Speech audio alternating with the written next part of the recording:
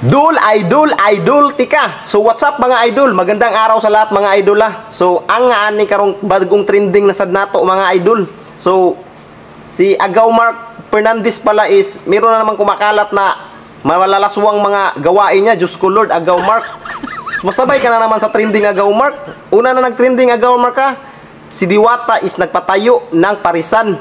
Pangalawang nag-trending, pinatayo ni Ma'am LGBT yung waiter ng 2 oras.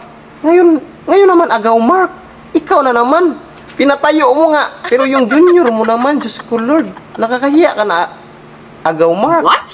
Yung pamilya natin, ano masasabi? Magkamukha pa naman tayo. Titingnan mo yung hugis na mukha natin, Agaw Mark. Oh, ilapit ko dito sa screen na. Oh, yan, di ba? Oh. Parang maliit lang yung agwat natin ba? Tapos ganyan yung ginagawa mo. Tingnan mo na guys, parang kumidlat dito sa sinabi ko ha. Diyos ko Lord. Parang ayaw ng langit nung sinabi ko ha. Nandun na naman. Tapos may mga kilat pa naman guys. Ano nangyari dito guys? Iin muna natin ito guys. Baka tamaan tayo. Tulog. Nag-joke lang naman ako eh. Sorry.